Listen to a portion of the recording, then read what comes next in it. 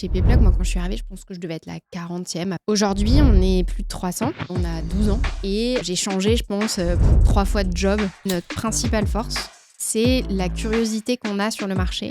Donc, on y a été genre sans filet au départ. On a appelé tous les marchands qu'on avait en portefeuille et on leur a demandé avec qui ils travaillaient.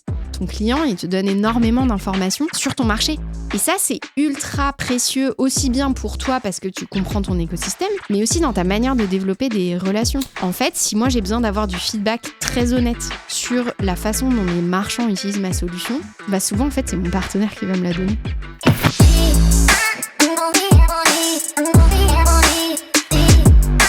Salut Flora. Salut. Donc tu disais en off, là on était en train d'en parler, on s'est dit il faut se lancer là-dessus. Ça fait plus de 6 ans que tu es chez Payplug. Aujourd'hui tu es CMO. Oui. Partage-moi l'évolution en fait. Parce qu'on se disait 6 ans dans une startup c'est un long parcours. Comment toi a évolué ton rôle et qu'est-ce que tu as vu de l'évolution de la boîte aussi? C'est quoi un peu les grosses étapes tu vois, par lesquelles tu es passé? Ok. Alors, un truc que j'aime bien raconter, chez Payplug, moi, quand je suis arrivée, je pense que je devais être la 40e à peu près, tu vois. On avait un tout petit bureau, pas très loin d'ici, là, dans le 8e d'ailleurs. Et à l'époque, on était 4 au market et on était encore vraiment la petite boîte, quoi. Aujourd'hui, on est plus de 300. On a 12 ans.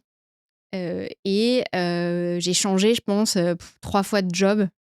Alors que pourtant, je suis toujours la manager de l'équipe marketing et la personne, entre guillemets, la plus gradée de cette équipe depuis toujours, en direct avec le CEO, etc. Et pourtant, j'ai changé 3 fois de job. Ça, c'est assez marrant de le voir dans les boîtes de la tech. C'est ce que te donne cette ancienneté-là. C'est pas si courant. Oui. Peut-être pour rappeler très rapidement, un Payplug, c'est une solution de paiement par carte bancaire. Donc globalement, si tu payes sur Internet ou sur un terminal de paiement en France, tu as à peu près une chance sur 10 que ce soit notre stack technique qui opère le paiement. Okay, donc, qui aille chercher l'argent sur ton compte, qui vérifie que c'est bien toi, etc. Aussi parce que le marché a beaucoup évolué, notre métier a évolué et ça a eu de l'impact sur moi, mon rôle en tant que directrice marketing. Si je reviens un peu plus spécifiquement back then, le marketing, il y a 6 ans chez Payplug, c'était un peu de marque, énormément d'inbound marketing. On faisait du SEO et un peu de webinar sur le côté. Et nos canaux de distribution, ils étaient principalement directs. Fast forward 6 ans plus tard, on a à peu près 80% de nos deals qui sont influencés par de la distribution et des partenaires. Donc, on a complètement changé de braquet.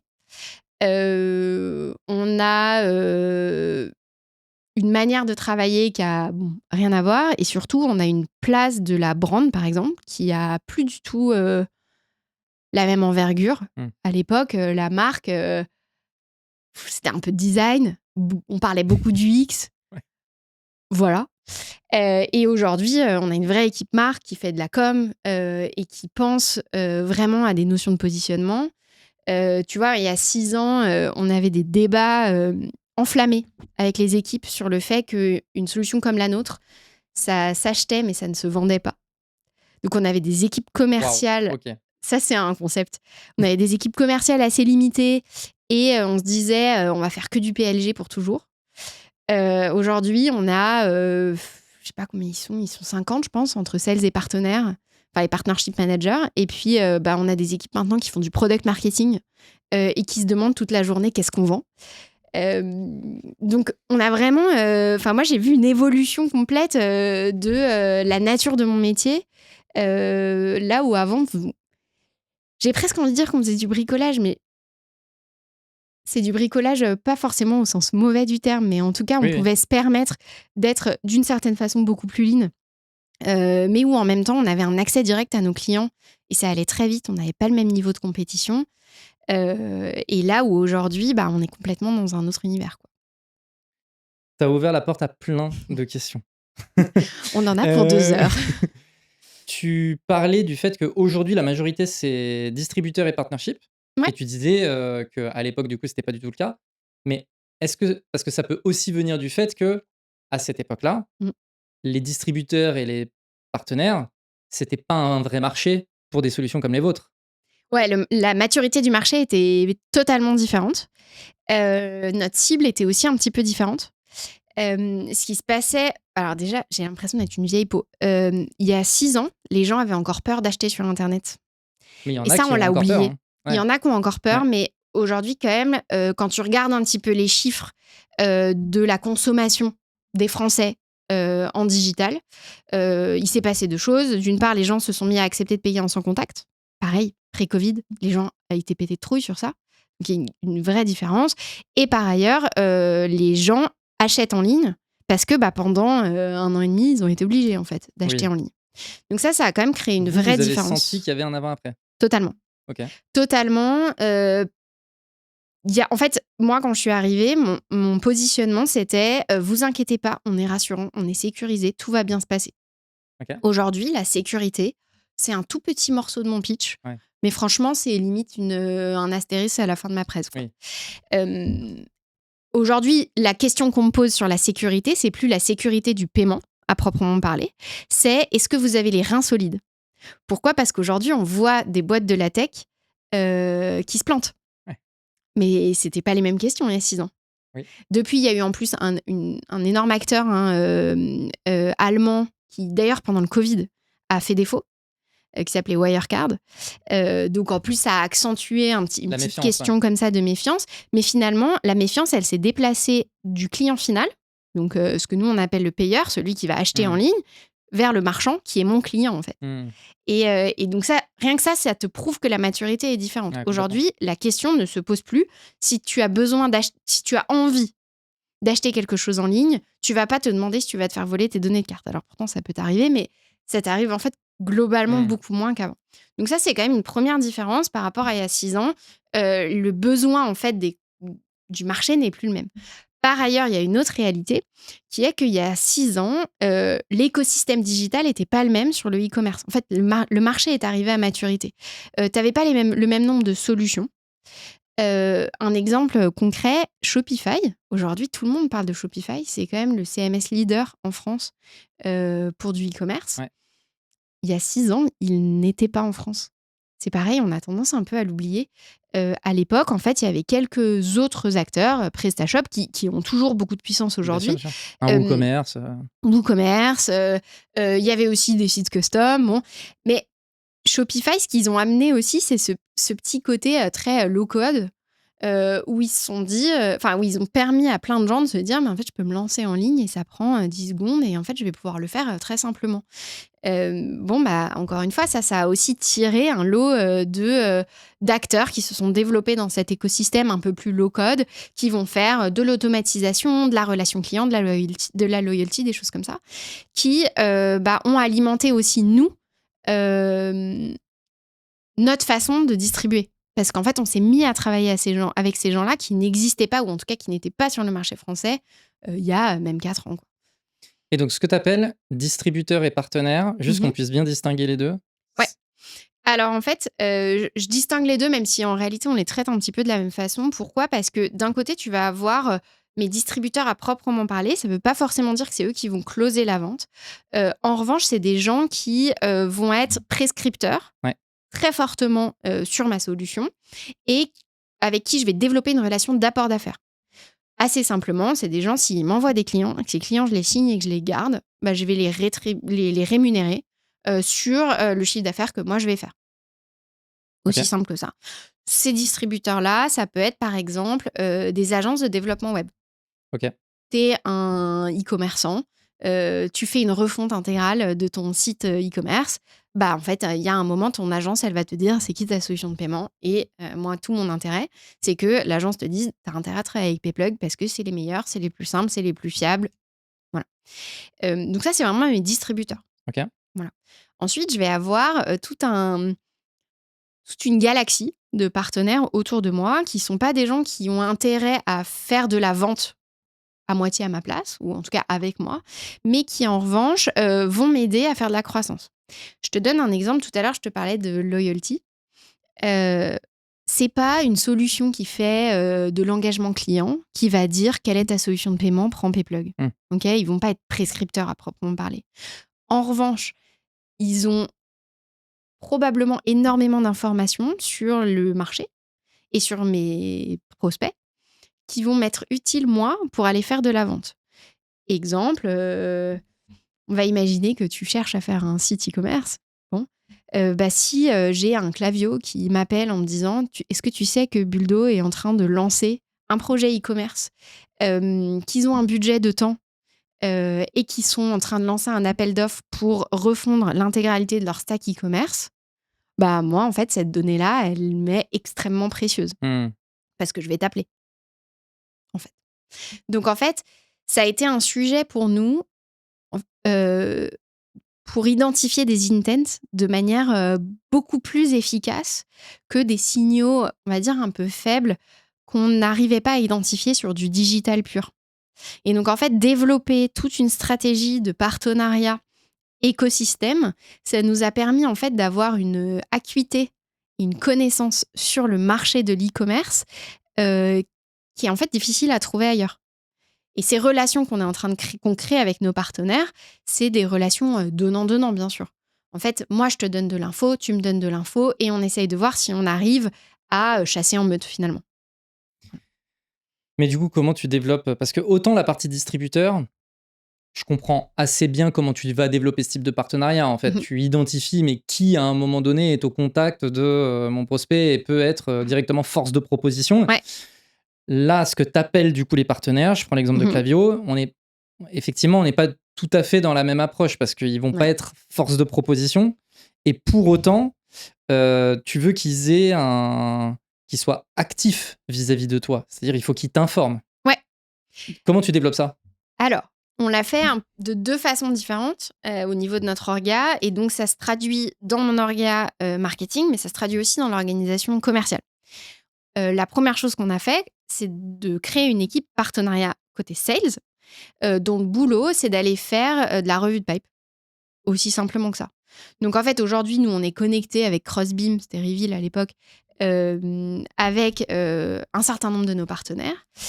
Et on a commencé un peu, on a créé des cercles concentriques, c'est assez simple. Au début, tu vas aller regarder les gens qui sont le plus proches de toi en termes d'activité. Tu vois, là, en fait, ton agence de développement web, tu sais, eux, ils vont te prescrire. En revanche, par exemple, un CMS, eux, ils sont plutôt agnostiques. Leur boulot, c'est pas d'aller te faire de la lead gen pour toi, quoi. Et d'ailleurs, souvent, ils ont des marketplaces. Voilà. qui rend le truc complètement neutre. Voilà. Donc, là, je te donne cet exemple de CMS. En réalité, nous, on ne travaille pas avec un Crossbeam avec eux, mais on pourrait le faire. Donc, prenons cet exemple-là. Je vais aller prendre ceux qui sont les plus proches de moi, puis petit à petit, je vais élargir. Donc, mon partenaire, ou par exemple, je vais te donner des exemples avec des gens avec qui on le fait en pratique, je sais pas, un prestataire qui fait de l'abonnement, tu vois. Donc l'abonnement, c'est très spécifique, on dirait que ça ressemble au paiement, mais en fait, souvent, c'est pas eux qui font la brique technique d'abonnement. Eux, en fait, ce qu'ils font, c'est les briques fonctionnelles qui vont permettre de t'envoyer un rappel toi en tant que consommateur pour dire attention, vous allez recevoir vous allez être prélevé, ou bien vous allez recevoir votre prochain colis, est-ce que votre adresse est toujours la bonne, etc. Ça va déclencher des envois côté stock, en fait c'est toute cette brique fonctionnelle, donc c'est vraiment très métier, opération et pas tellement paiement. Donc en fait en général tu as une brique paiement. Bon, il se trouve qu'en plus c'est des acteurs avec qui on est susceptible de faire des intégrations produits en plus avec eux, mais donc en tout cas ils sont très proches de notre univers. Bon, en fait, ces mecs-là, on va aller se demander si aujourd'hui, leur target list, leur liste de chasse, c'est les mêmes que les nôtres. On peut le faire soit en quali pendant des revues de pipe, soit on peut le faire en plus en automatique avec de la mise en commun de CRM. Et on va aller se demander, comment est-ce qu'on touche cette cible qu'on a en commun? On va le faire, encore une fois, côté partnership. Sur une partie revue de pipe à proprement parler. En ce moment, tu es en appel d'offres avec qui? Est-ce que tu as envie d'une introduction avec X, Y, Z parce que ça fait 3 mois que tu essaies de les chasser et tu n'y arrives pas? Donc, c'est vraiment de l'humain. Et on a mis en place une méthodologie derrière ça. Et après, tu as une partie plus activation, on va dire plus low touch, qui est souvent plutôt prise par le marketing, où là, on va se demander sur tous les clients qui n'ont pas un deal ouvert, mais qui seraient susceptibles d'être dans notre ICP, on a quand même envie qu'ils entendent parler de nous.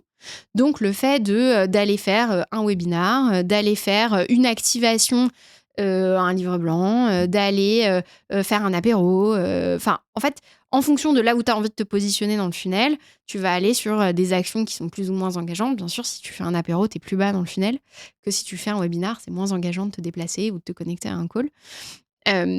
Et on va comme ça faire de l'activation sur les bases de nos partenaires et aussi sur les nôtres. Donc, c'est vraiment du donnant-donnant. Mais donc, on est d'accord que le point de départ de cette réflexion, c'est un outil comme Crossbeam. Non. Même si ça pourrait. Aujourd'hui, je te répondrais oui. C'est pour ça que j'hésitais un petit peu. À l'époque, on l'a fait sans, parce que ça n'existait pas. Donc, on y a été genre sans filet au départ, en se disant, on va vraiment faire une analyse marketing presque plus scolaire de qui sont les gens dans notre écosystème. Donc, on a commencé en fait assez simplement. On a appelé tous les marchands qu'on avait en portefeuille et on leur a demandé avec qui ils travaillaient.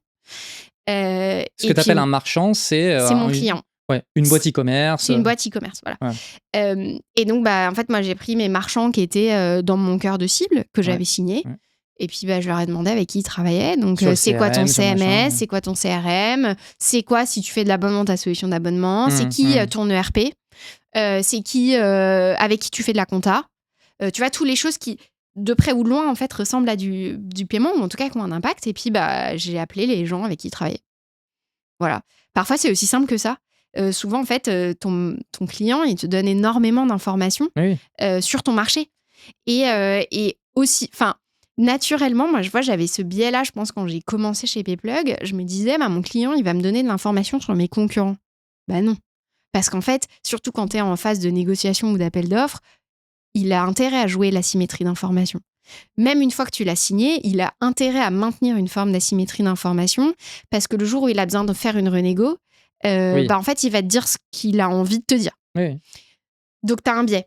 Ça ne veut pas dire que l'information que tu obtiens de sa part n'est pas valable. En revanche, elle est biaisée. Par contre, il y a une information souvent qui est très vraie ou en tout cas très crue à laquelle tu as accès à travers ton client. C'est vraiment avec qui il travaille, est-ce que tu es content ou pas. Et ça, c'est ultra précieux aussi bien pour toi parce que tu comprends ton écosystème, mais aussi dans ta manière de développer des relations.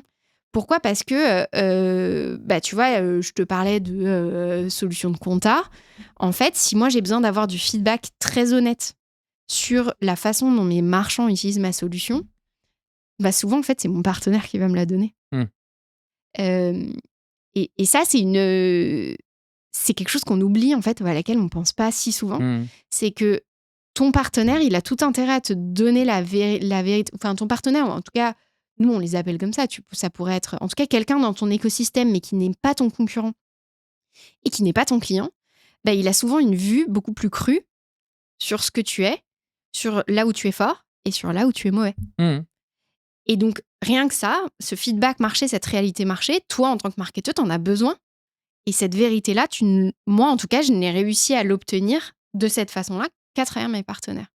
Et donc, quand je vais voir un partenaire pour essayer de développer une relation commerciale et pour essayer de construire un pipe en commun, j'ai ce knowledge-là qui est extrêmement précieux que je peux aussi lui donner dans ma relation.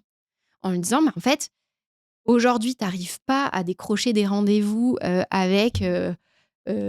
j'en sais rien, Balzac Paris, n'importe qui. Moi, je peux te dire pourquoi. Je peux te dire, par exemple, que Micheline, qui est directrice e-commerce, elle veut pas prendre tes appels parce qu'elle pense que ta cible, c'est le small business. Et donc, elle pense que sa boîte est trop grosse pour toi. Je te donne cet exemple parce que c'est ce qui nous est arrivé. Moi, je l'ai su, là, pour le coup, par un partenaire. On n'arrivait pas, ça faisait des mois qu'on essayait de choper un logo sur notre liste de chasse et qu'on ne comprenait pas pourquoi il y avait une des personnes qui était décisionnaire dans notre Power Map, tu vois, qu'on n'arrivait absolument pas à obtenir un rendez-vous, même dans des trucs un peu décalés, tu vois, en passant par des événements organisés avec nos partenaires, justement, où on essaye d'inviter des gens de manière targetée, on n'arrivait pas. Et puis en fait, on a fini par demander en fait à cette personne, à notre partenaire, est-ce que tu peux essayer de savoir parce que... Et en fait, la réponse était non, mais en fait, Payplug, vous êtes une boîte de SMB, j'ai pas envie de bosser avec vous parce que vous allez pas répondre à mes besoins. Et en fait, ça, c'était notre positionnement il y a 3 ans. Et en fait, elle n'avait pas compris qu'on avait changé de positionnement, que notre champ fonctionnel avait évolué. Et donc, d'une part, il nous l'a dit. Et d'autre part, il nous a aidés, en fait, à casser cette idée reçue à propos de nous. Et ça, moi, j'aurais pu faire 10 000 campagnes d'ABM, j'aurais pu lui envoyer des campagnes, j'aurais pu même aller moi-même toquer à sa porte, ça n'aurait pas marché. Ouais. Non, mais en fait, bon, donc déjà, effectivement, on est vraiment dans le cadre de ce qu'on appelle un partenariat, là, dans cette... Absolument, ouais. Non, mais tu vois, parce que parfois, partenariat...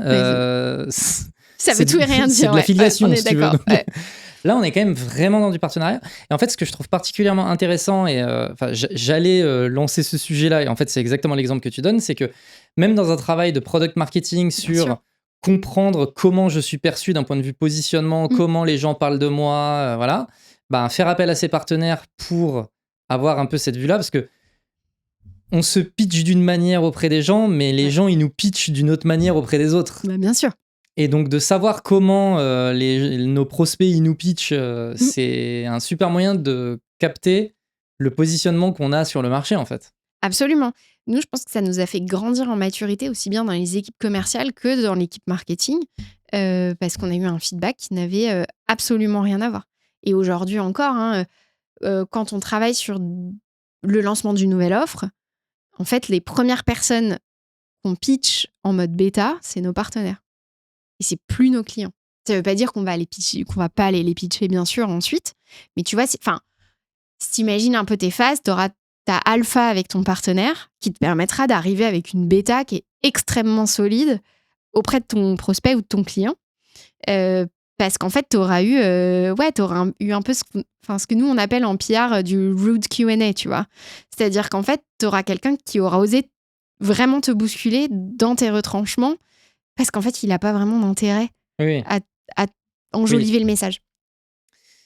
Oui, complètement. Ouais, non, et en termes de product marketing, effectivement, je pense que avant qu'on ait créé la fonction product marketing, parce que c'est une fonction qui a à peu près, en tout cas qui est arrivée à maturité, disons, il y a 2 ans, tu vois, chez nous, on s'est beaucoup cherché sur le sujet. Et en fait, avant qu'on crée cette fonction-là, quand on avait besoin de comprendre les signaux du marché, c'était toujours vers les partnership managers, donc des équipes sales, en fait, qu'on se tournait. Et c'est encore le cas aujourd'hui. Aujourd'hui, les partners, ils passent un temps fou avec nos PMM. Je me permets d'interrompre l'épisode pour vous présenter Bulldozer, l'entreprise derrière la production de ce podcast. Bulldozer est un collectif spécialisé en marketing et growth et notre job, c'est de maximiser la performance marketing et commerciale des entreprises sur l'ensemble de leur funnel, donc de la génération de leads à leur conversion et leur rétention. Pour ça, on s'appuie sur différents leviers, le premier étant notre pool de plus de 200 experts qui composent le collectif et qui nous permettent d'adresser des sujets aussi divers que la demand gen, l'outbound, le SEO, les RevOps, etc. Ainsi qu'une méthode de travail scientifique, data-driven et qui exploite ce qui se fait de meilleur en termes d'outils et technologies. On a accompagné plus de 200 clients depuis notre création en 2022 et parmi nos références, on trouve des super boîtes comme Aircall, Salesforce, Payfit ou Mooncard, pour ne citer qu'elles. Si vous aussi, vous souhaitez faire de votre marketing non plus un simple générateur de leads ou de notoriété, mais bien un générateur de revenus, je vous mets un lien vers notre site internet en description. Écrivez-nous, je pense qu'on peut faire de très belles choses ensemble. Allez, on reprend. Je reviens du coup sur avant Crossbeam, parce que du coup, on en était là, c'était ça la question de départ. Du coup, t'as pas Crossbeam, t'appelles les gens, tu les identifies, t'y vas en mode call, hey, venez, on devient partenaire, ok. Mais du coup, ensuite, pour qu'il y ait vraiment de l'apport de deal, tu mets en place des routines, qu'est-ce que tu mets en place pour qu'il y ait vraiment du business qui se crée ensemble? Ouais, alors... la première chose qu'on a fait, à l'époque ça marchait mieux, aujourd'hui c'est des actions qu'on mène moins parce que je sais pas pourquoi ça marche moins. On faisait du coup beaucoup de contenu en commun. On faisait des webinars, on faisait des livres blancs et on faisait vraiment de la lead gen en mode inbound mais avec des partenaires. C'est-à-dire qu'en fait on se disait, nous on n'a pas beaucoup de compétences sur du paid par exemple. On a en revanche des bases de données CRM et on va s'en servir presque comme un média. Donc, je vais aller voir, je sais pas, Penny Lane et je pars du principe que je vais dealer avec eux, que si on fait un webinar, ils le diffusent sur leur base, on le diffuse sur notre base. Et comme ça, en fait, tu sais, c'est assez simple. Tu as des leads qui sont venus à gauche, il y a des leads qui sont venus à droite. Et si c'était pas tes clients avant, c'est qu'ils sont venus de l'autre côté. Bon. Ça marche sur du mid-market, voire du mass market, voire un tout début du mid-market. Des plus petits marchands qui sont friands, qui de toute façon savent qu'ils ne seront pas forcément contactés par une vraie personne. Donc, dans une logique plus PLG, ça marche.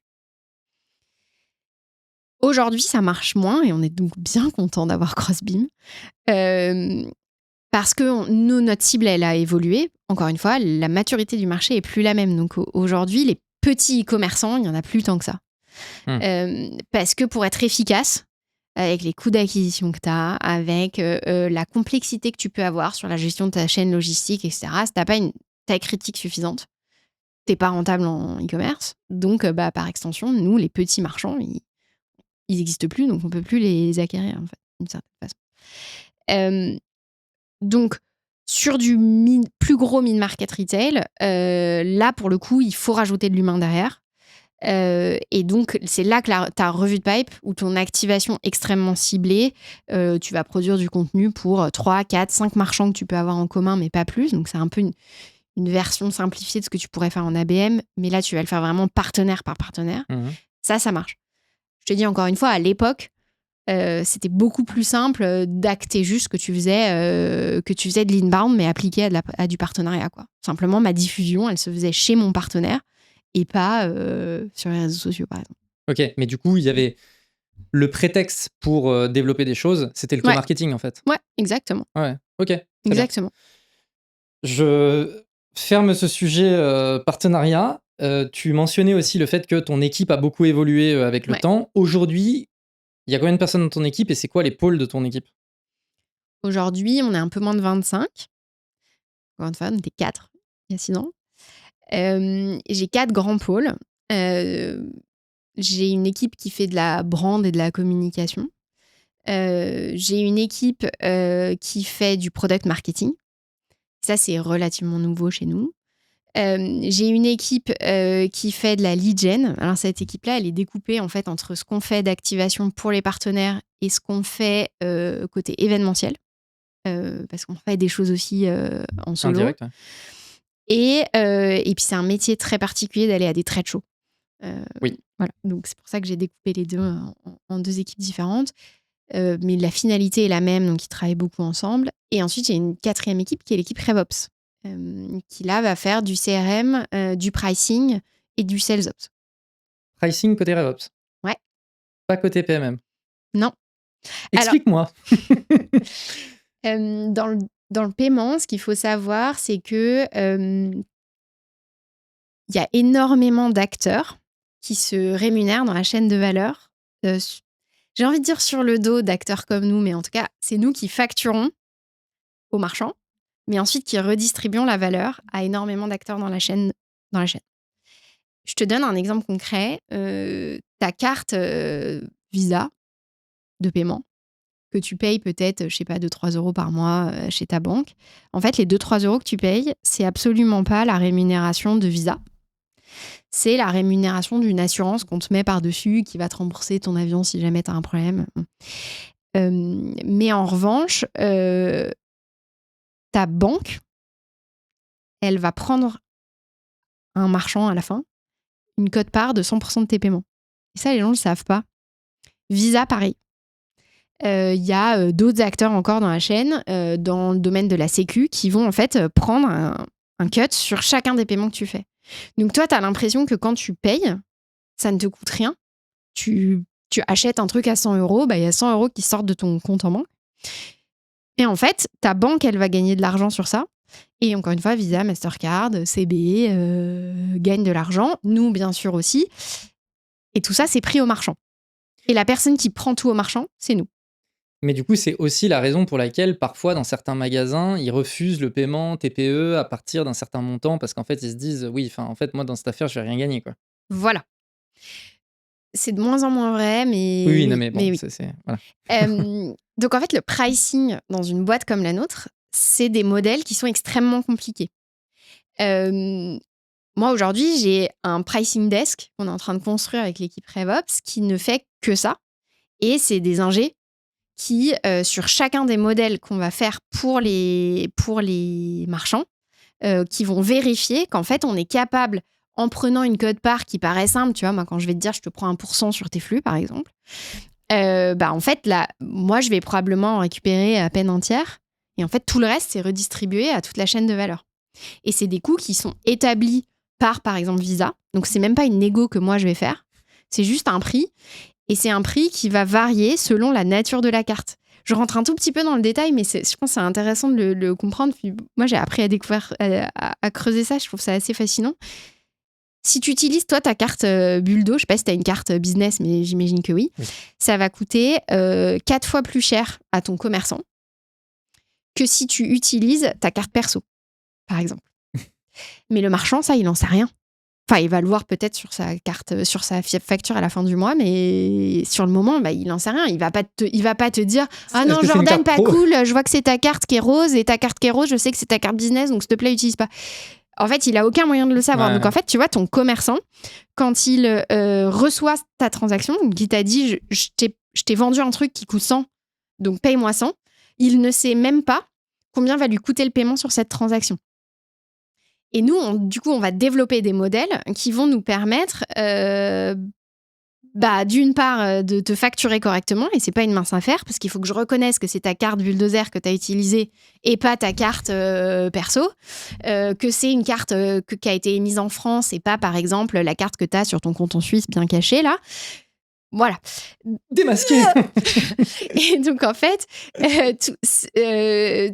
ça, nous, c'est notre métier, finalement.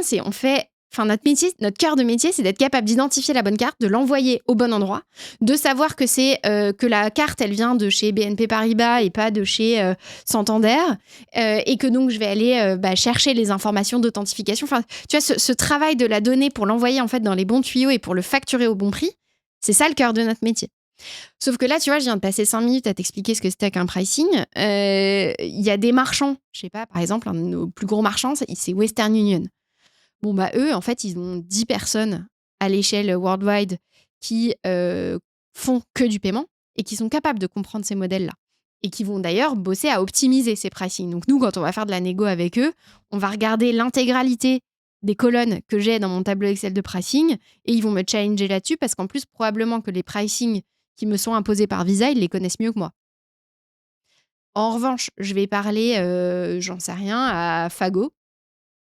Franchement, mon persona en face, c'est un directeur e-commerce. Vraiment, il me rit au nez, tu vois.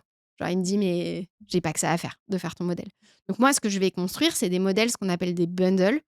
C'est-à-dire qu'en fait, je vais moyenniser mes coûts. Je vais moyenniser une partie de mes charges. Je vais simplifier le modèle de pricing pour prendre une partie de la complexité à ma charge en échange d'un petit markup. Voilà. Et donc, en fait, cet exercice-là, je suis obligée de le refaire quasiment avec chacun de mes marchands parce que, tu vois, je te donnais l'exemple de Fago. A priori, leur business model, c'est plutôt du B2C pur.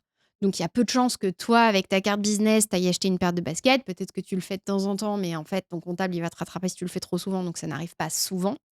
Donc, moi, je vais être capable d'appliquer des moyennes en me disant, OK, c'est principalement du consumer.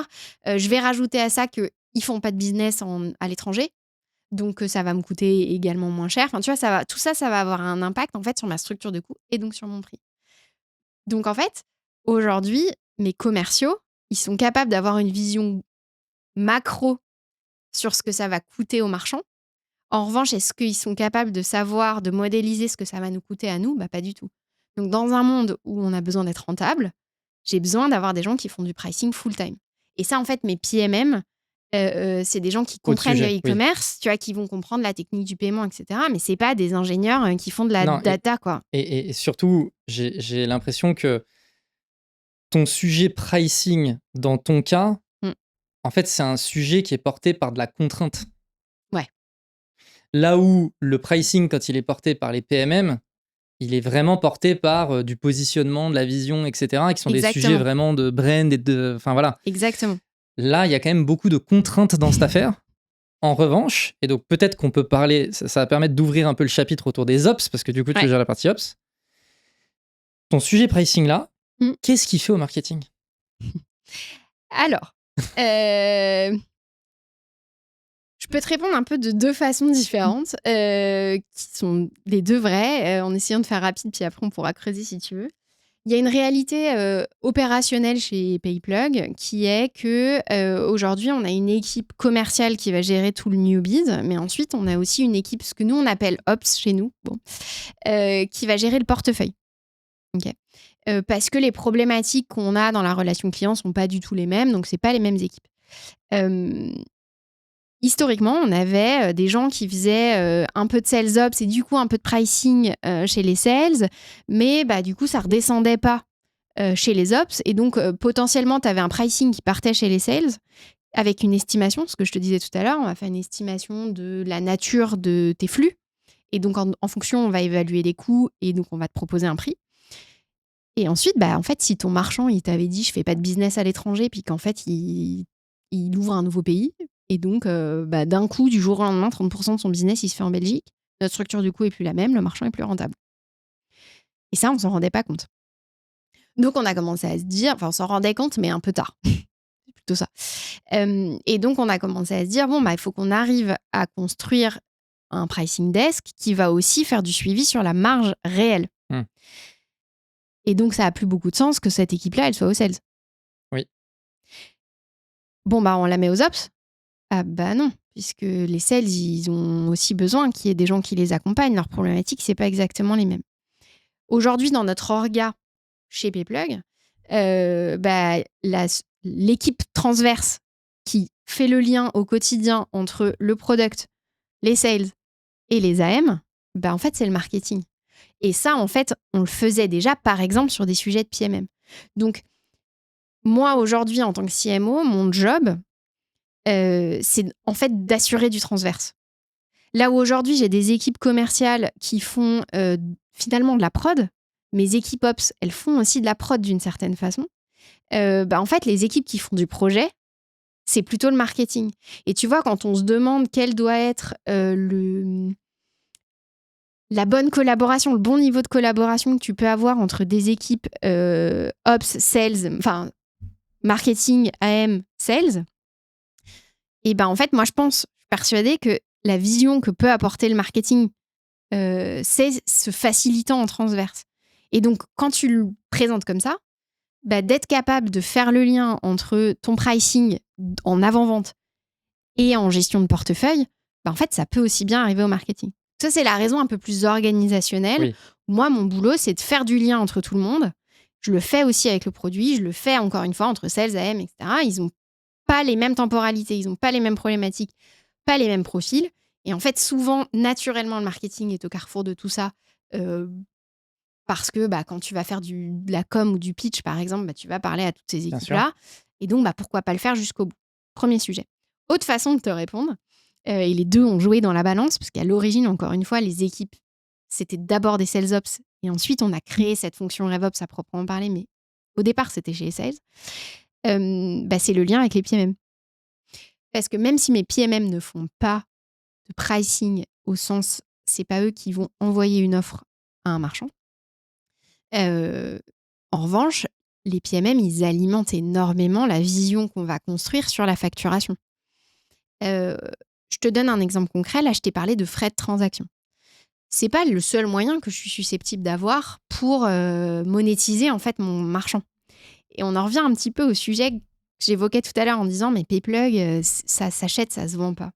Ça, c'est un peu une vision à l'ancienne du paiement où tu te dis que tu n'es qu'une commodité. Et donc, en fait, tu vas te battre sur le prix et tu vas te mettre exactement au même niveau de pricing que tes concurrents ou éventuellement juste en dessous si jamais ton champ fonctionnel n'est pas exactement le même. Et puis, tu vas essayer que ça passe. Ça, dans un monde où tu as envie de passer à l'échelle et où tu as des enjeux de rentabilité un peu plus resserrés, on va dire ça comme ça, moi, je trouve que c'est pas suffisant. Et donc, la question qu'on a commencé à se poser avec les PMM, et donc ça fait le lien totalement avec les RevOps, c'est de se demander qu'est-ce qu'on peut facturer d'autre.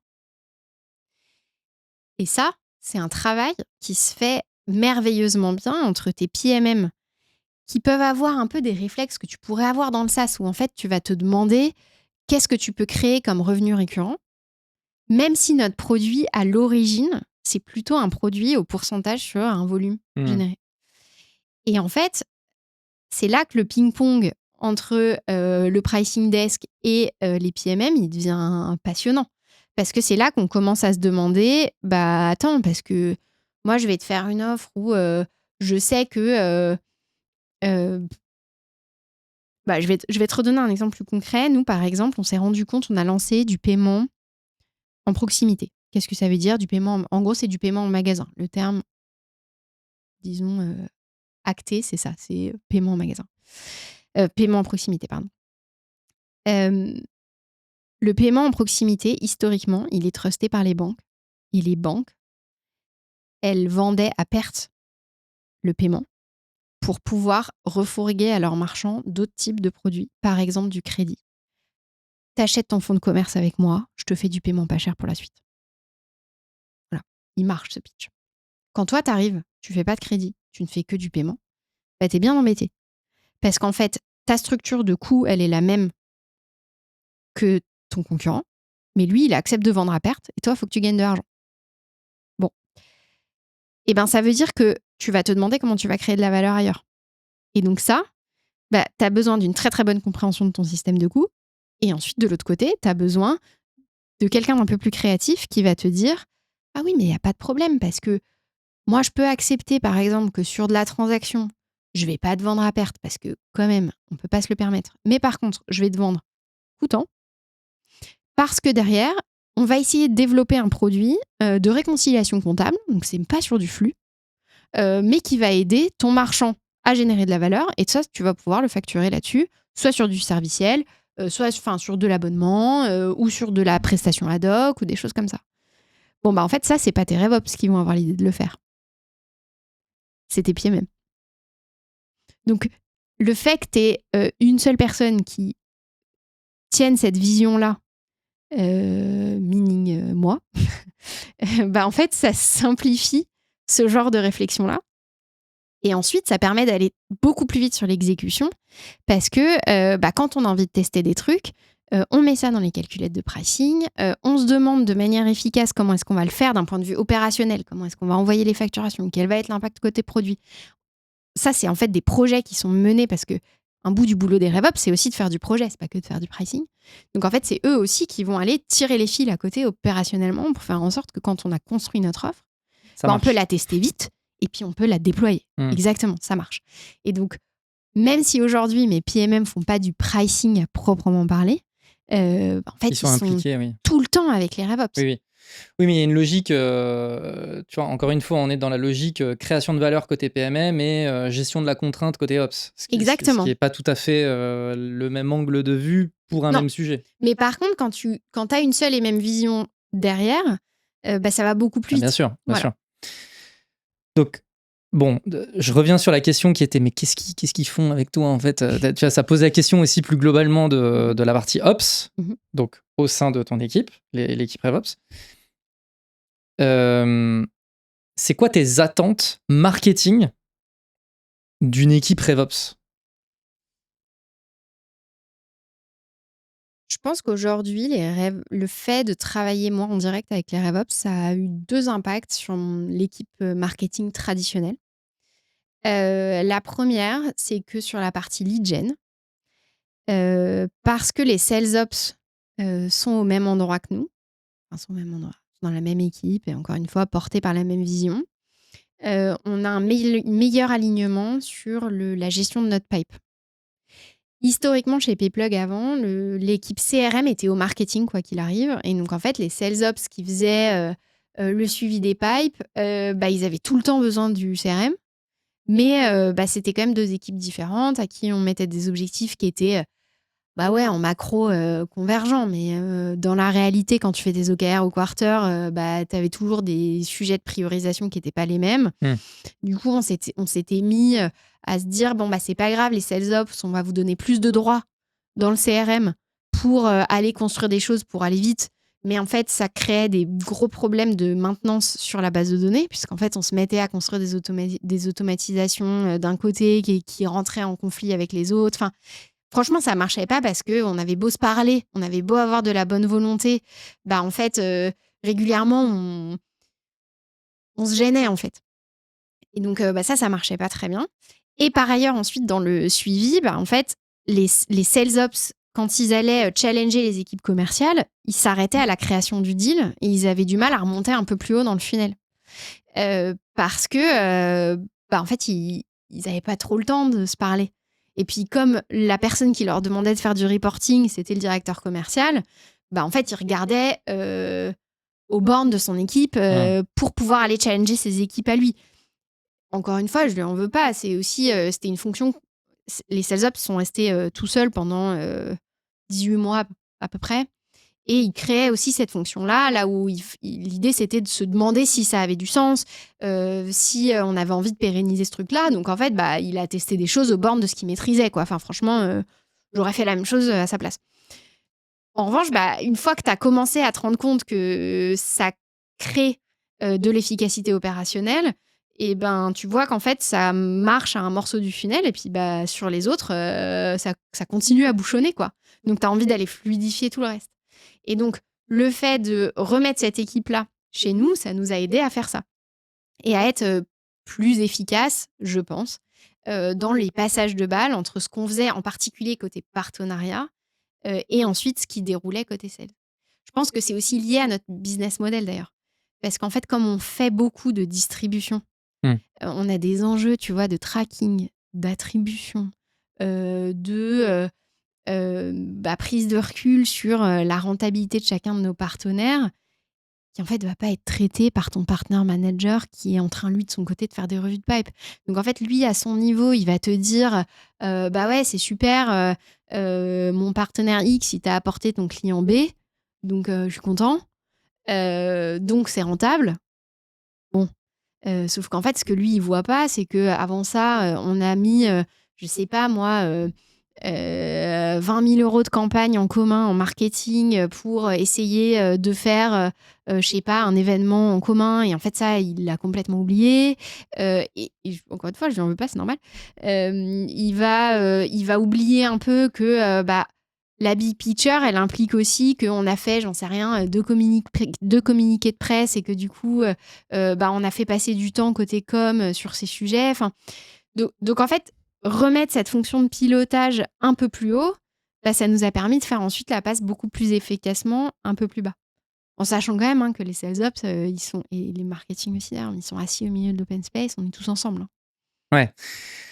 Mais du coup, toi, en tant que CMO, c'est quoi les informations que tu attends de cette équipe aussi, tu vois, parce que RevOps ? Ouais.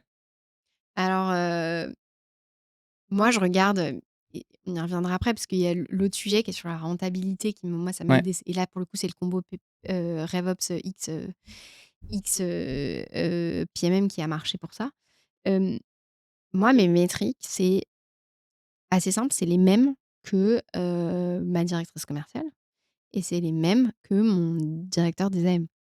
Ok, on regarde en gros 2 chiffres en termes de traction qui vont être le volume qu'on processe. En gros, c'est le chiffre d'affaires qu'on prend pour nos... c'est le chiffre d'affaires de nos marchands. C'est les flux qui passent sur notre plateforme. Et ensuite, c'est ce que nous, on appelle le PNB, c'est notre chiffre d'affaires à nous et notre marge. Okay, donc ça, c'est les 2 chiffres macro pure business.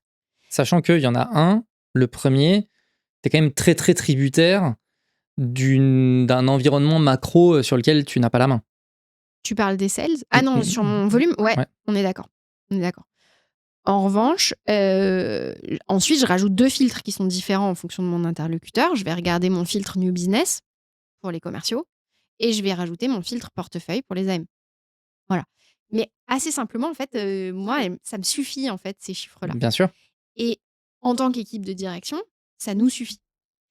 Ensuite, après, bien sûr, tu le déclines.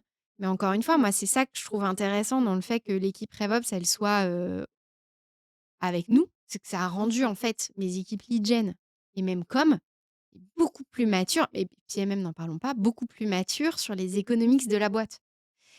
Parce qu'en fait, on leur demande pas, tu vois, ce qu'on reproche, par exemple, au PMM, je t'avais fait un épisode, avec qui c'était sur on déteste les PMM.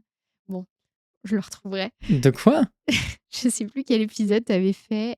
où il y avait eu une des questions qui était sortie là-dessus, qui était un débat sur est-ce que les PMM, ça sert à quelque chose ou Oui, est-ce qu'il faut juste des équipes grosses. avec Charles Alexandre. Ouais. Ah, voilà, c'est ça. Et bah, tu vois, moi, Lui je pense disait que... ça sert à rien. Ouais, voilà, je dis, ouais, je me permets de challenger. J'aime bien ce débat-là. Quand on a créé la fonction PMM chez PayPal, je dérive un peu depuis RevOps, mais je pense que ça va ensemble.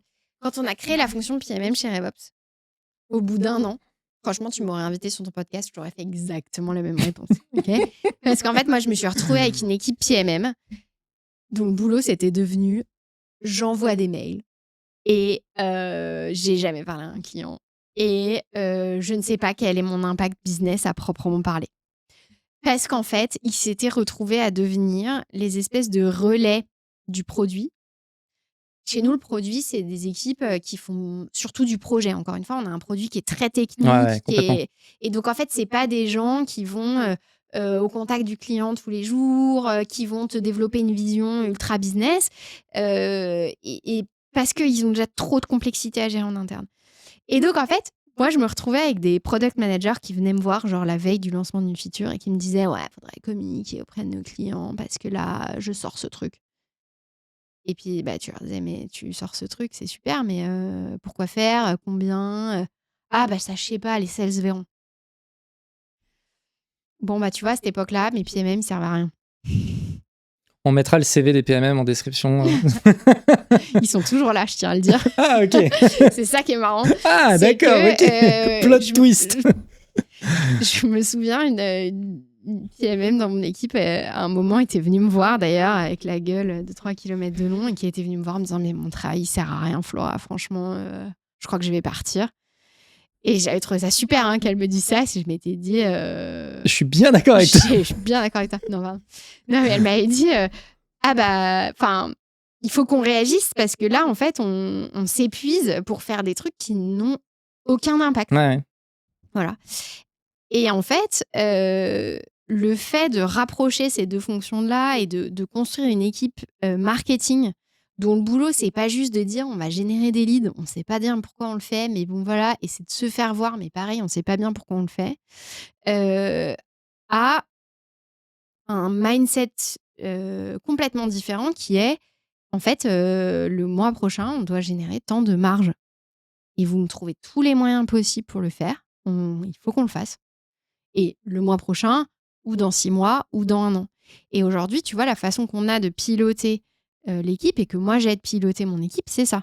Et donc, quand je parle à mes managers, je leur parle pas de combien tu vas me faire de campagne. Je leur demande combien on vend à la fin du mois. Et en fait, avoir la main sur les RevOps, ça m'a aussi aidé à faire ça.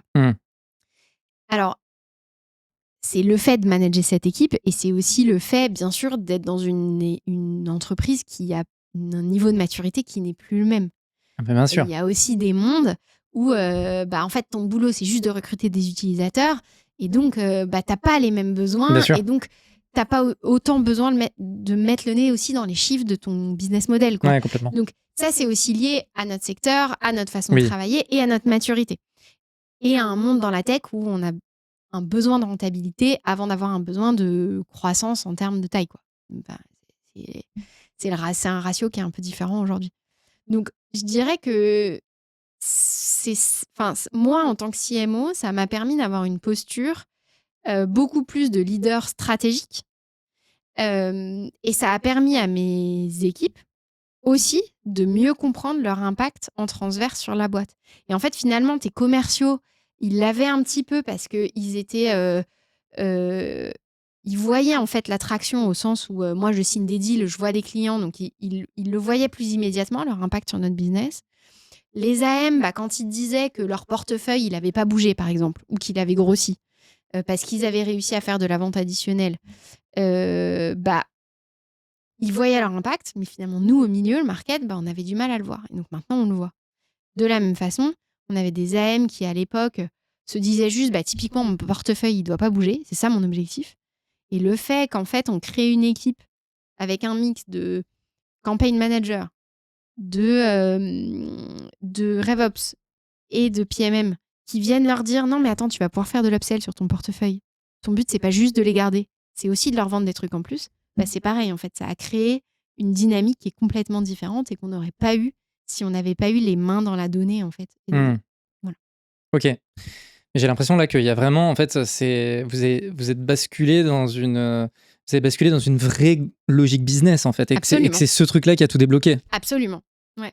Ok. On l'avait déjà avant parce que tu avais un intérêt personnel, mais on avait, je pense, pas autant la main pour comprendre et pour, du coup, trouver des projets à impact. C'est plutôt ça. Oui, et puis après, il y a la logique croissance versus renta. Exactement. Il y a quand même aussi un vrai sujet, c'est que, bien sûr, l'orga m'a aidé à le faire, et puis après, il y a la réalité du marché. On est une boîte qui est passée à l'échelle, qui a plus la même structure, plus la même maturité. On a aussi une maturité de data qui est plus la même qu'il y a quelques années. On a une infrastructure sur Tableau, par exemple.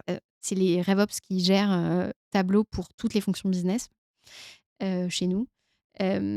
Et donc, cette maturité-là, elle n'est pas du tout la même parce qu'on n'a plus la même échelle, encore une fois. Donc, ça nous a aidé aussi à passer cette marche.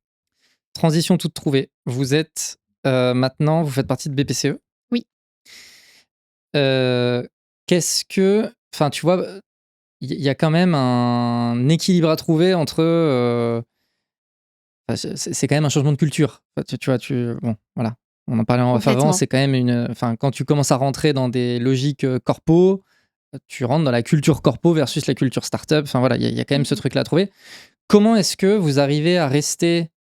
c'est quoi déjà les contraintes? Enfin, je sais pas si tu peux aborder ces sujets, mais c'est quoi les contraintes que vous avez, que vous impose un BPCE, et quelle place pour garder cette agilité startup versus se fondre dans les contraintes corporate? Alors, sur notre relation avec notre actionnaire, je pense qu'on est passé par plusieurs phases. Et c'est assez intéressant de le voir parce que je pense que ça a beaucoup influencé la culture de la boîte. Il y a une chose quand même à dire qu'on n'imagine pas, je pense. C'est qu'en fait, Payplug a été fondé en 2012 et a été racheté en 2017. Je pense qu'il y a encore beaucoup de gens qui n'imaginent pas que ça fait si longtemps qu'on appartient à un grand groupe bancaire et que pourtant on continue à avoir notre existence propre. Donc toi, tu as toujours connu Payplug avec BPCE en actionnaire? J'ai toujours connu Payplug avec intéressant. BPCE en actionnaire. Et à l'époque, on était la boîte qui avait été... Et on a toujours été à 100% possédé par le groupe BPCE. Ah ouais, ok. Ils ont directement tout racheté. Ok. Voilà. À l'époque, c'est assez marrant, ils ont racheté 2 fintechs à peu près en même temps, à peu près 6 mois d'écart, qui faisaient quasiment la même chose. Ambiance. C'est 2 équipes, en fait, c'est 2 équipes investissement différentes qui l'ont fait. Il y a d'un côté eu BPCE et à l'époque de l'autre côté Natixis, qui depuis sont devenus la même boîte. C'est assez marrant. Et donc, en fait, moi, quand j'ai rejoint BPCE, donc ils étaient déjà là et j'avais déjà, en fait, des relations régulières avec eux. La première raison pour laquelle ils nous ont rachetés, c'est parce qu'en fait, ils voulaient avoir un produit qu'ils pouvaient distribuer dans leurs agences bancaires. Et les 2 cofondateurs de Payplug s'étaient dit, c'est génial, on a des enjeux de distribution pour passer à l'échelle le plus vite possible. Déjà, à l'époque, c'est marrant, Payplug a été créé en même temps que Stripe. On n'a pas la même taille qu'eux. Mais ils se rendaient bien compte que Stripe était en train de prendre une place incroyable sur le marché mondial. Aujourd'hui, c'est une des plus grosses valos de la tech dans le monde. Enfin, c'est... Je me demande si c'est pas la plus... Ouais, non, pense... Maintenant, il y a les OpenAI, etc. Ouais, voilà, c'est pour ça que... Oui, si on met de côté tout ce qui concerne les AI, je pense qu'effectivement, ça doit être une des plus grosses. Je pense. Donc, on joue dans cette cour-là, quand même. Oui. Faut le noter. Non, mais c'est clair. Et donc, en fait, le groupe BPCE, il y a 6 ans, il nous ouvrait en fait la porte d'un réseau de distribution avec ces 130 000 collaborateurs, principalement des conseillers qui sont en agence et qui voient des gens qui viennent les voir pour leur dire j'aimerais financer mon site e-commerce et mon activité e-commerce. Comment est-ce que vous pouvez m'aider? En fait, ton conseiller il pourrait dire attends, je te finance. Et en plus, si tu veux, je te donne une solution qui est géniale, qui permet de faire du paiement. Donc ça, c'était le point de départ. Donc en fait, le début de notre relation avec le groupe, c'était en fait de la distribution. C'est marrant, t'es Oui. distribué chez ton Oui. actionnaire, Oui. mais en même temps, ça marche comme ça, quoi. Et puis ça développe le business. Donc, Voilà. je veux Et dire, donc, en fait, eux, ça leur permettait d'avoir du contrôle sur l'asset technique qu'ils proposaient dans leur portefeuille de produits. Voilà. 3 ans plus tard, ils se sont quand même dit, mais dis donc, on a 2 boîtes dans le portefeuille qui font la même chose. Régulièrement, ces boîtes-là nous demandent de recapitaliser. Bon, on va les faire se parler. Et donc, en fait, il y a 3 ans, ça a été aussi le vecteur de M&A pour nous. Puisqu'en fait, on a fusionné ces 2 boîtes-là, ce qui nous a permis de récupérer d'autres assets technologiques qui étaient chez notre cousin. Pareil, on s'appelait comme ça à l'époque, tu vois.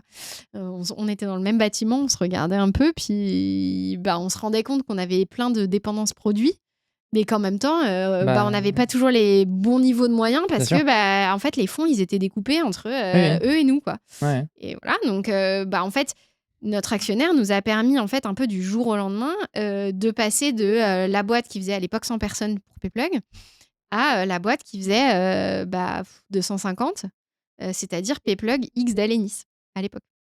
Et donc ça a été une autre phase aussi dans notre croissance. Et moi aussi, dans mon rôle de CMO, ça a été Bien sûr. de construire une seule boîte à partir de 2 boîtes. Et ça, je pense que quand tu as un actionnaire industriel, tu fais ça finalement relativement plus facilement que quand tu as des fonds derrière toi. Parce que c'est assez peu courant que tu aies des fonds qui aient une spécialisation au point d'avoir plusieurs boîtes qui font des métiers similaires en portefeuille. Et donc, en fait, quand tu as besoin de créer des synergies, et encore une fois, dans la tech, tu es dans un monde où c'est de plus en plus vrai, mais c'est déjà vrai il y a 3 ans, la taille devient critique. Et donc, le marché se consolide. Et quand tu as besoin de te consolider, souvent, en fait, tu as besoin d'aller avoir une activité M&A qui est intense. Oui. Et ça, tu peux réussir à le faire quand tu as des VC ou des PI derrière toi, mais ils vont le faire souvent à d'autres conditions. Et en fait, je pense que c'est quand même plutôt plus difficile. On a un exemple dans notre univers concurrentiel d'une grosse boîte à qui ça fait mal aujourd'hui. Pas les citer, mais ceux qui sont dans le secteur les reconnaîtront peut-être, qui ont en fait eu beaucoup cette logique-là d'aller consolider, mais vraiment en mode PI, on va racheter plein de boîtes, comme ça va nous permettre de dire qu'on a racheté du portefeuille client. Ils n'ont pas forcément pris le temps de consolider leur stack technique, parce que le but, c'était d'aller faire un exit dans 18 ou dans 24 mois. Donc, tu n'as pas le temps en fait, de converger d'un point de vue technique. Et en fait, tu te retrouves 4 ans plus tard avec un produit qui collapse, quoi.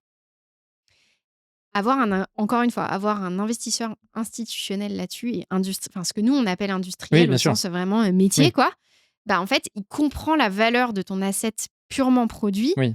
Et il comprend aussi, parce qu'il sait qu'il sera encore là dans 15 ans, dans 20 ans, dans 30 ans, que construire des bases suffisamment solides, ça a du sens. Oui. Et donc, nous, quand on a des discussions, parce qu'on en a encore régulièrement, plus M&A, de se demander si on doit aller récupérer une autre boîte, en fait, on a des discussions qui sont très, très différentes. Et c'est assez intéressant à voir quand tu construis ta stratégie de boîte à proprement parler, parce qu'en fait, tu regardes vachement plus l'asset techno et pas seulement le portefeuille de clients. Et ça, c'est quand même assez passionnant. Parce que tu vas construire des offres, tu vas construire une vision, tu construis un truc un peu dans la durée. Donc ça, c'est assez chouette. L'autre élément quand même qui nous a bien aidé, c'est que je te parlais tout à l'heure du risque que tu peux avoir à t'engager dans des boîtes tech pour tes clients, hein, pour le coup. Hein. Parce qu'elles peuvent avoir peur que tu fasses défaut. Quand toi, nous, on encaisse le chiffre d'affaires de nos clients. Hein. Bien sûr. Donc, en fait, le sujet de la solidité, il revient quand même régulièrement. Et de pouvoir dire que nous, on est backé par le groupe BPCE, mine de rien, ça t'apporte une crédibilité. On parlait avant de commencer l'enregistrement du symbole. En fait, moi, être capable de dire que le symbole de la solidité bancaire, je peux l'utiliser à peu près à toutes les sauces, Oui. à peu près, ça m'aide en fait énormément. Donc ça, c'est un premier point. Enfin, deux premiers points importants. Une dernière chose, aujourd'hui, le groupe BPCE, c'est le premier émetteur de cartes en France. Qu'est-ce que ça veut dire? Ça veut dire qu'en fait, ils ont à peu près un 20% des consommateurs finaux qui ont des cartes chez BPCE, enfin chez Banque Populaire ou chez Caisse d'Épargne. Moi, de l'autre côté, mon boulot, c'est d'aller comprendre les données qu'il y a sur ces cartes pour faire en sorte que je puisse ce qu'on appelle les processer le plus efficacement possible. Donc, en gros, faire en sorte que mon taux entre paiement tenté et paiement accepté soit le plus élevé possible. Bon, moi, au lieu de passer par 10 milliards d'interlocuteurs dans la chaîne de valeur parce que je les connais pas bien, dans 20% des cas, je vais directement à la source. C'est vrai que ça aide. Voilà. Donc en fait, pour développer mon produit, ça change tout. La difficulté, bien sûr, c'est ensuite d'arriver à parler le même langage. Donc ça, c'est pas toujours 100% évident. On a aussi des contraintes liées au fait d'appartenir à un grand groupe bancaire. Je pense que de temps en temps, notre côté plus agile peut parfois faire peur. Ouais. Parce que on est dans une activité qui est très réglementée, où il y a des enjeux de Oui. réputation qui sont démentiels et qui nous dépassent. Et effectivement, jouer dans une zone un peu plus grise, quand tu es une boîte qui s'appelle Payplug, bien sûr, moi, j'ai envie de faire attention à la réputation de ma marque en tant que directrice marketing, c'est hyper important. Mais ce que je veux dire, c'est que je peux me permettre plus de choses. Là où quand tu es un énorme groupe, tu peux moins le faire. Parce que ça peut vite prendre des proportions importantes. Donc, nous, on a un équilibre à trouver au quotidien avec la direction du groupe pour les rassurer sur le fait que utiliser notre marque, ça nous permet d'être un peu plus agile, mais qu'en même temps, on ne fait pas n'importe quoi avec. Donc, il y a un équilibre qui est pas toujours simple et on peut peut-être être un peu moins être pirate que d'autres boîtes de la tech qui ont des investisseurs plus agressifs derrière. Mais encore une fois, c'est toujours un équilibre à trouver. Il y a plein d'avantages. Oui, quelques contraintes. Je pense que quand tu as d'autres types d'investisseurs, tu en as d'autres des Et contraintes. bien sûr. Et voilà. Ok. Et toi, d'un point de vue marketing, tu t'en as parlé rapidement, tu vois, de notamment les sujets de crédibilité d'un point de vue marketing, de pouvoir s'appuyer sur cet asset-là d'un point de vue marketing, c'est important, mais ça a quoi comme avantage d'un point de vue ou d'inconvénient d'un point de vue purement marketing, le fait d'être associé à une marque comme celle-là? Alors, je peux te répondre d'un point de vue branding et je peux te répondre d'un point de vue marketing. Et pour moi, c'est pas la même réponse. Ok. Si je te réponds d'un point de vue branding, encore une fois, ça m'apporte l'argument de la réassurance. Mhm. En revanche, ça peut parfois me jouer des tours parce qu'à l'inverse, on n'a pas envie du gros groupe bancaire plus lent.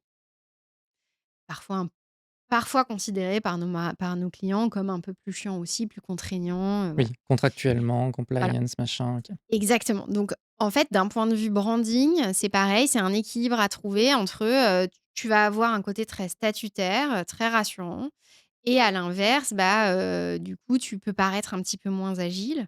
Et donc, il y a des moments, des cibles aussi, où on a besoin d'utiliser Hmm. beaucoup la caution et Mhm. d'autres cibles avec lesquelles on va moins l'utiliser. Mhm. Donc ça, moi, je trouve que c'est assez intéressant. Ouais. Moi, aujourd'hui, je découpe mon portefeuille en 3 cibles. Le mass market, donc c'est vraiment Du petit SMB. Roger le Boucher. Ok. Voilà, Ah oui, on est. on l'appelle comme ça. Ok. Ensuite, tu vas avoir du mid-market. Donc là, je te parlais de Fago tout à l'heure, mais ça va être du retailer de taille intermédiaire qui va avoir une vraie maturité et une appétence pour le digital, pour l'innovation, qui est totalement différente. Et après, tu as le très, très grand compte. Je te parlais de Western Union, par exemple. En fait, je vais activer, moi, la caution et mon endossement, finalement, pas du tout de la même façon. Roger, il a envie de parler à son banquier. Les mecs en basket, il en a rien à faire. Et donc, en fait, moi, je vais assez peu utiliser la marque Payplug. En tout cas, je vais utiliser moins d'attributs. Et je vais, à l'inverse, insister sur le côté non, mais je suis la solution qui est envoyée par ton conseiller Banque Populaire. Oui. Donc, en fait, Roger, tu as parlé à Jean-Charles, qui est ton conseiller Banque Populaire à Dijon. Et donc, je t'appelle de la part de Jean-Charles. et je vais te vendre une solution de paiement. Et en fait, que je m'appelle Payplug Oui. ou Je suis la n'importe quoi, solution je de ton m'en agence fous. bancaire. Point. Exactement. Donc là, dans ce cas-là même, je vais faire complètement disparaître ma marque. Mais tu vas pas non plus parler de BPCE. Je vais te parler de Jean-Charles de Banque Populaire quand même. Oui. Mais oui. Mais t'es pas en train de parler de la marque chapeau. Tu Exactement. parles du côté très local. Exactement. En fait, je parle d'une personne à une autre. Oui. Ensuite, sur mon mid-market, c'est plutôt l'inverse. C'est des gens qui, en fait, ont une appétence à l'innovation qui est très forte. Quand moi, je parle à un marchand qui est sur Shopify et qui est donc dans un mode extrêmement digital, en fait, Et qui a besoin d'agilité. je vais pas lui dire que je m'appelle groupe BPCE. Parce qu'en fait, ça l'intéresse pas, et puis parce que ça va tirer des questions que j'ai pas envie qu'il me pose. Par exemple, mais attends, du coup, si t'es BPCE, ça veut dire qu'il faut que je mette mon compte en banque chez toi? Alors qu'en fait, pas du tout. Donc, je vais même pas l'utiliser. Si jamais il est un petit peu inquiet, je vais éventuellement lui dire, non, mais tu sais, nous, on appartient à cette grande institution, et donc on est capable, je sais pas, moi, d'influencer le régulateur. Parfois, quand il y a des contraintes réglementaires, on ressort la carte. Mais bon, c'est vraiment le joker. Elle est au fond de ma poche. Si j'ai besoin de la sortir, je la sors. Mais elle est au fond de ma poche. Et après, je vais repartir sur les très grands comptes. Et là, c'est marrant. De nouveau, je suis hyper contente d'utiliser le groupe. Pourquoi ? Parce que là, je vais dire deuxième plus grand groupe bancaire en Europe. Donc, en fait, toi en face, t'es le directeur des paiements de Netflix. Payplug, tu sais pas qui c'est. T'as un commercial qui vient te voir, qui te parle un anglais ok, mais pas excellent. Et qui te dit « Coucou, est-ce que tu as entendu parler de Payplug ?» Il va te répondre « Non, mais je bosse déjà avec Stripe. » Et j'aurai jamais la puissance en termes de branding pour être capable de rivaliser chez Netflix avec Stripe. Voilà. Et donc, en fait, d'un point de vue pur branding, il y a aussi des moments où je sais que j'ai pas les moyens d'imposer ma marque. Par contre, en fait, par plein d'autres canaux, la marque BPCE, elle existe. Parfois, ou même la marque Natixis. Natixis, c'est une filiale, en fait, de BPCE. Donc, en fait, en fonction, je vais mettre un logo qui change de couleur. Ouais. Voilà. Et ça, c'est assez génial, en fait. Oui, bah oui. Régulièrement aussi, je sais pas, par exemple, là-dessus, je suis même pas sûre que ce soit vrai, mais on va continuer cet exemple de Netflix parce que pourquoi pas. Ils ont besoin régulièrement d'un banquier, en fait, en France. Tous leurs banquiers, leurs teneurs de compte aux US suffisent pas. Donc, ils bossent peut-être, j'en sais rien moi, avec JP Morgan aux US, mais par contre, probablement qu'ils travaillent avec des banques françaises en France. Bon, en fait, si jamais ils ont une relation d'affaires avec BPCE ou avec Natixis, ça, c'est génial. Et là, on revient sur le marketing, c'est-à-dire sur ma tactique pour aller acquérir des clients et sur mes modèles de distribution. En fait, faire en sorte d'utiliser de l'influence chez un grand groupe pour aller signer ma vente, c'est génial. C'est génial, en fait. Ton chargé d'affaires qui gère ce très, très grand groupe pour toutes ses activités en France, qui passe un petit coup de fil en disant « Vas-y, reçois-les chez Payplug. En vrai, ils sont sérieux. » C'est inestimable. Ah bah clairement. Donc, en fait, tu vois, tu as la brand et puis après, tu as tout ce que tu vas faire côté marketing où, en fait, finalement, c'est aussi bien notre partenaire, tu vois. Et où on se demande aussi, même en termes d'offres, est-ce qu'on pourrait pas faire des offres ensemble ? Bah oui. Voilà. Et donc, ces questions-là, moi, régulièrement, je suis amenée à me les poser. Parce que quand on me dit, ce serait bien que tu ailles closer le top 200 du e-commerce dans le monde, en fait, moi, toute seule, je ferais probablement pas grand-chose. Ou en tout cas, face à la plus grosse valo dans le monde qui est Stripe, comment je me différencie ? Et en fait, probablement en essayant de me demander si je peux pas aller leur apporter des offres qui sont différentes, un pitch qui est un peu différent. Donc, tu vois, dans la manière que nous, on va avoir aussi d'aborder notre positionnement, tout l'enablement qu'on va faire aux commerciaux, etc., en fait, on va se demander comment on peut tirer cette ficelle-là. Et ça, c'est des questions qu'on se pose tout le temps. Typiquement, est-ce qu'on peut pas lancer une offre ? Tu vois, dans ce que tu dis, j'ai l'impression... Alors, j'ai deux commentaires. Le premier, c'est... J'avais cette discussion ce midi, je ne vais pas la citer, mais elle se reconnaîtra, sur le fait que parfois, quand tu as plusieurs produits, mais que tous ces produits sont rattachés à une seule marque, et dans la tête, on en revient sur les questions de symboles, tu vois, quand tu arrives avec... là, tu vois, admettons, tu pourrais avoir un produit pour Roger le Boucher, Mhm. ce qui est finalement peut-être un peu le cas. On pourrait le définir de cette manière-là.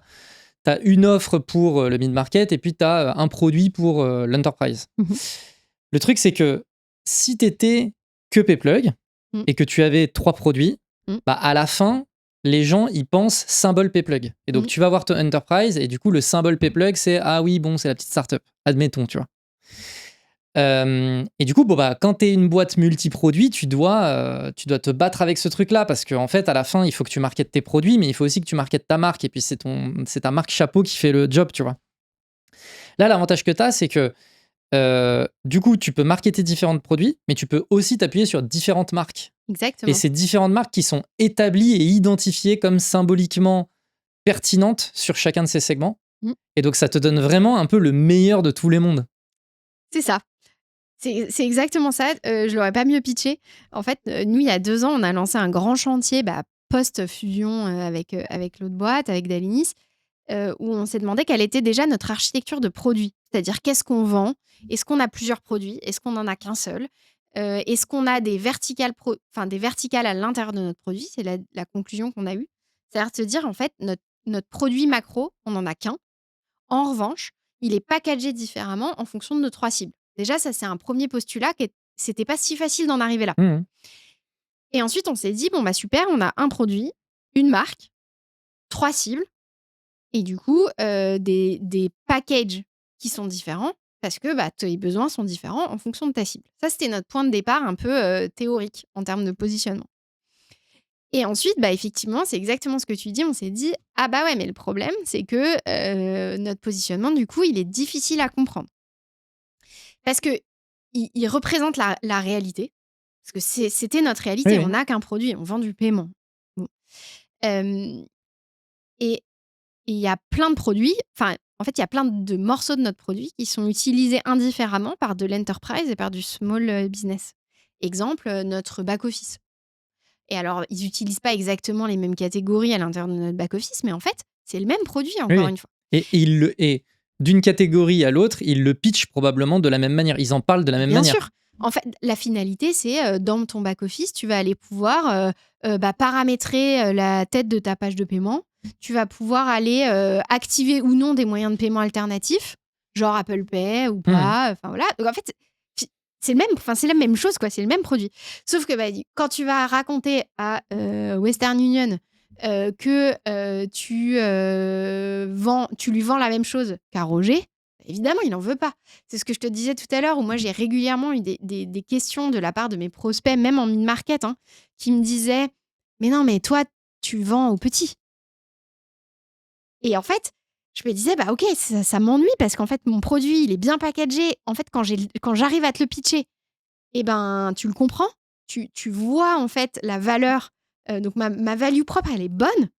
Mais par contre, donc mon positionnement, en fait, il est pas si mal, mais il est mal compris. Ouais. Parce que ma marque, en fait, elle peut pas englober tout le monde.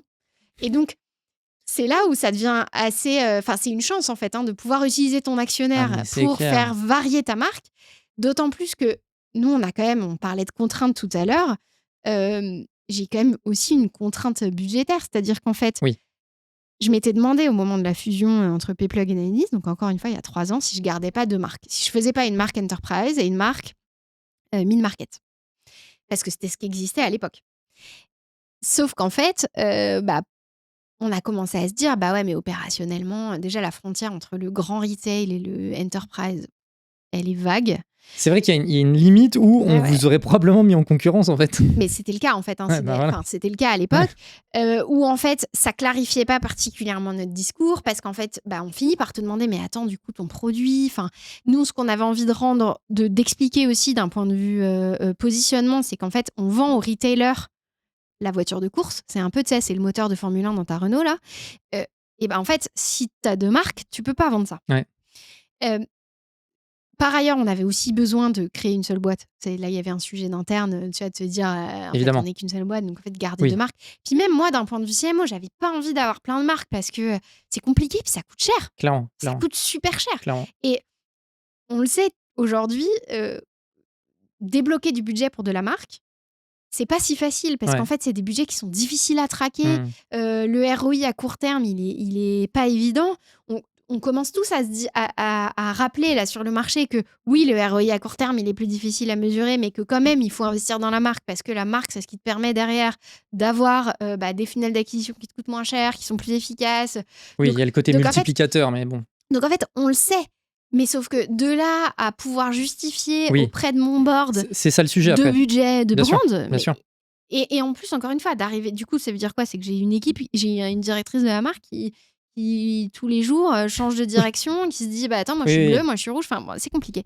Donc en fait, là, finalement, je m'en suis assez bien sortie parce que. Et on a été un peu timide au début, puis on le fait de plus en plus. En fait, là, j'ai la chance de pouvoir dire mais oui, mais sauf qu'en fait. Je fais partie d'une grande maison et cette grande maison, elle, quoi qu'il arrive, elle investit dans sa marque et ça peut déverser un peu sur moi. Alors, bien sûr, parfois, ils investissent dans des directions qui, moi, me conviennent pas à 100%. Donc, il faut accepter que ton endossement et que donc, finalement, ta marque presque un peu secondaire. C'est-à-dire qu'en tout cas, Oui. ta caution que tu utilises, tu la maîtrises pas. Oui, tu subis certaines de leurs décisions, Exactement. mais quoi qu'il arrive, leurs gros attributs, tu peux en bénéficier. Exactement. Les gros attributs, Exactement. les gros attributs, pardon, ils changeront jamais en fait. Exactement. Et en fait, ça, moi, je peux l'utiliser. Alors, avec quelques règles d'utilisation, bien sûr, mais en tout cas, c'est quand même plutôt une chance. C'est excellent. C'est quoi les prochains challenges là pour Payplug?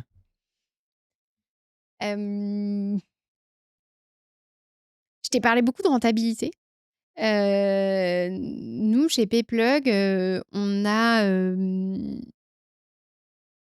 beaucoup d'enjeux d'aller lancer des nouvelles offres qui vont justement nous permettre d'aller beaucoup plus loin sur des sujets aussi bien de rentabilité, mais aussi de génération de valeur chez nos marchands. Hein. Là, le but, c'est pas juste de dire on va aller juste demander ce qu'on peut fonctionner le plus possible.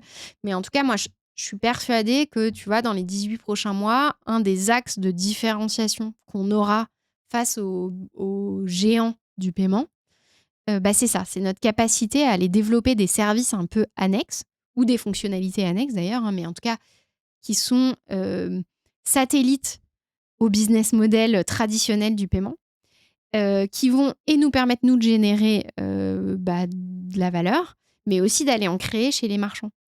Et en fait, cet angle-là, il est assez nouveau chez nous. C'est un vrai enjeu de trouver le bon angle et d'être malin sur ça. Mais en même temps, je pense que c'est ça qui fera que on sera capable de rester dans la course dans un monde où le marché se consolide. Et donc ça, je pense que ce sera un gros enjeu pour nous. Et d'arriver à tirer tous les fils de ce que j'ai à disposition côté marketing, c'est-à-dire ma marque, ma stratégie de communication, mon positionnement, effectivement aussi mon pricing, ma lead gen, pour alimenter ce truc-là. Donc, c'est faire évoluer notre business model, assez simplement, hein, ça va être ça, pour qu'il soit plus efficace, plus différenciant et qu'ensuite, moi, je puisse l'activer aussi sur mes autres canaux marketing. Et je trouve que de le voir dans ce sens-là, c'est très enthousiasmant en tant que CMO. Oui. De me dire, en fait, moi, je peux activement contribuer à l'évolution de ce business model-là. Et ensuite, ça va me permettre aussi de faire évoluer les métiers que j'ai dans mon équipe de marketeurs plus traditionnels, genre la com, genre la lead gen, les événements, mais de le faire à partir de cette vision qu'on a envie de construire pour notre business model. Et ça, moi, je trouve que c'est un passage à la maturité qu'on voit aussi au global dans la tech et de pouvoir porter ça avec mon équipe et avec les autres membres du COMEX de Payplug, ça va être assez passionnant et je trouve que c'est une évolution de mon rôle de CMO que je trouve génial. Ça me permet aussi de revenir. Le petit coup d'avant, là, je t'ai dit que j'avais 2 réflexions à faire. En fait, je t'en ai dit qu'une des 2. Allez, on revient. La deuxième, je m'en suis souvenu pendant que tu répondais. En fait, on voit bien que j'ai eu l'impression que dans ce que tu as expliqué du développement de Payplug, il y a quand même un vrai gros sujet qui est. Et c'est assez rare, je trouve, dans les boîtes avec lesquelles j'ai eu l'occasion de collaborer, mais c'est. Toi, tu as un management d'écosystème qui est particulièrement important. Et tu vois, tu mentionnais l'écosystème de tes partenaires. Et tu as aussi l'écosystème de ton partenaire actionnaire, puisque du coup, comme tu le disais, en fait, sur les gros deals, tu peux t'appuyer sur lui, sur les petits deals, tu peux t'appuyer sur lui. Et en fait, tu vois, dans la manière que tu as de te marketer selon les segments, bah, du coup, il faut faire travailler son écosystème. Ouais. Dans la manière que tu as d'attirer des leads, il faut faire travailler son écosystème. Et là, tu vois, j'ai l'impression, quand je te parle des prochains challenges, que finalement, cette partie-là, ça y est, vous l'avez sécurisée. Et que du coup, maintenant, vous pouvez vous attaquer un peu à l'étage du dessus de la fusée qui concerne les éléments du business model, etc. Je suis hyper d'accord. C'est marrant parce que j'y avais pas pensé en ces termes. Mais je trouve que c'est hyper vrai. Je pense qu'en fait, maintenant, on a compris notre marché. Ouais. Mais on l'a pas compris, j'ai fait mon étude de marché. Non, en fait, ça y est, là, on l'a compris.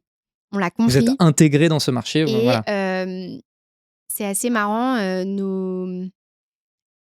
nos partenaires et nos investisseurs, d'ailleurs, nous disent souvent que c'est notre principale force. C'est la curiosité qu'on a sur le marché et l'ouverture qu'on a, la façon qu'on a eue de créer, en fait, un écosystème autour de nous. Et donc, en fait, effectivement, nous, nos satellites, en fait, on les a créés. Tu vois, notre galaxie, elle est là.